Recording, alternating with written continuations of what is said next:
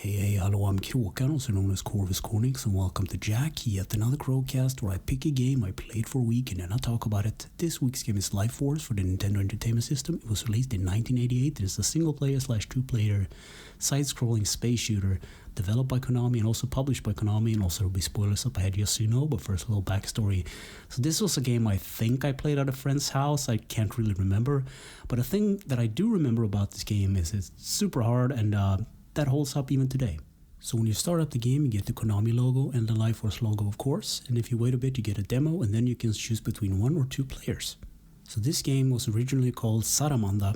It's a thing with the Japanese kanji, I guess. They Americanized the words and put them into Japanese, so it's supposed to be called Salamander, and later it was renamed to Life Force.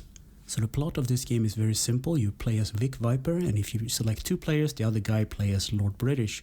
So this is an arcade game, get the highest score as possible, so plot isn't really needed. And when the game really begins, you're in a black space with the blue grid background, and then you get attacked by brown enemy ships.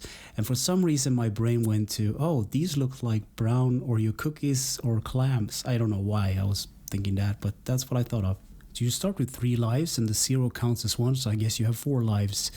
So you get extra lives by killing a lot of enemies for high score, and the enemies can also drop power-ups, so you have different kinds of weapons that you can upgrade. There's like a bar system for that. I didn't really quite figure it out, but the weapons you have are laser, missiles, pulse, and speed. I might have forgotten some of them. Sometimes you come across these blue upgrades, and they're not technically upgrades, they're basically screen nukes to take out all the enemies on the screen at once. And not for long you enter a pink cave system, and the train kind of builds in front of your eyes as you go, so you need to be fast about it or otherwise you will crash into solid rock. And if you explode you lose all your upgrades, so by the way, this game isn't easy by any measure. Later in the level you will enter a blue section of the cave where you will fight pink amoebas and arms reaching out, and these arms need to be blasted in a specific part, to be more exact, the orange part. And even later you will come across these fangs or teeth that will spring out from the floor and ceiling. You need to avoid those.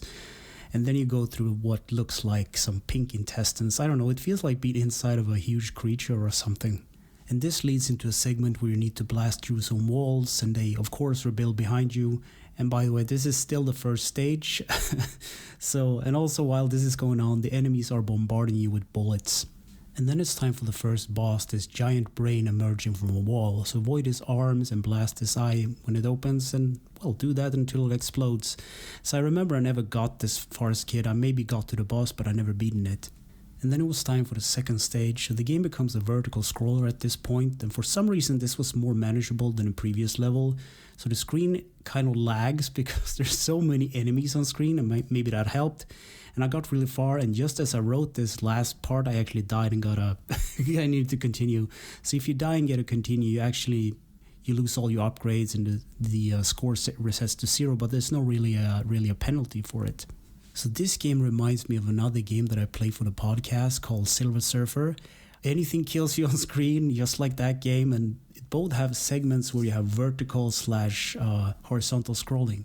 And now it's time for the boss. So imagine a pinball machine/huge pachinko machine leading to a ball spinning boss with lots of slowdown. And then it's time for stage 3, so you fly through space literally into an inferno with bird-looking enemies and solar flares that tries to kill you. And the boss in this level is a huge dragon spitting fire. And then it's time for stage 4, which turns the game into a vertical scroller yet again. So you fly through what looks like brains, and there's like a segment that speed up when you need to choose the correct path or otherwise you will crash. And that turns into more shooting. Flying and avoiding lasers and going through what looks like a rib cage that also shoots laser, I guess. So the boss here is a face with eyes flying around, so you need to avoid the eyes and shoot the mouth when it opens. And then it's time for stage 5, so this is a side scroll yet again, avoiding moving indestructible enemies, shooting turrets and ships, avoiding falling spike rocks from the ceiling, and a mini boss consisting of 3 ships. And this leads into a temple area with moving parts. You need to blast some walls to actually progress.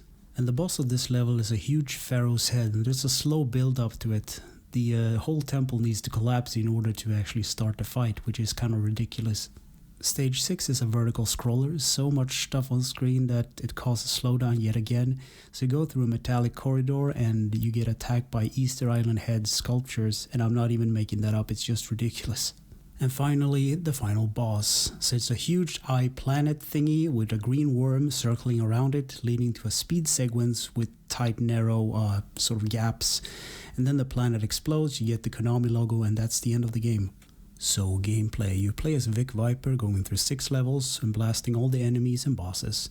Control, the D-pad is movement, the B is the fire button, and I couldn't actually figure out how I did the upgrade for the ship. I had a turbo control this time, so I pressed the turbo button and it upgraded my ship, so I didn't even think about looking up the actual controls and how to, but yeah, it worked anyway in my favor.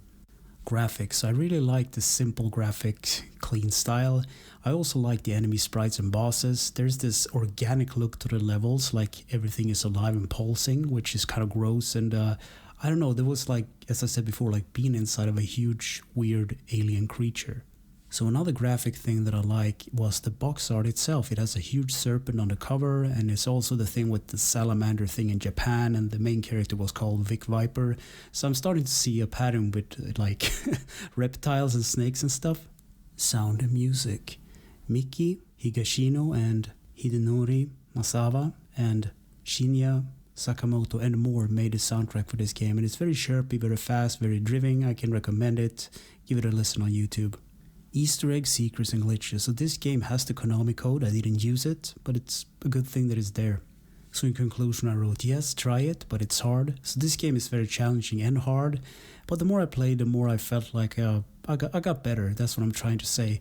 I'm not exactly good at the game either, but I enjoy what I played. So, I mean, I didn't throw the controller away or anything, so I managed to keep my calm. I was also thinking about doing something special for my 200th episode, but it doesn't really feel like I'm about to quit or do like a huge thing out of it. I don't know. 200 didn't feel special. I did 100 episode. I guess what was so special about 200?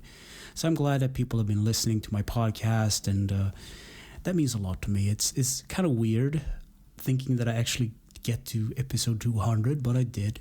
So anyway, thank you for listening for 200 episodes, and take care.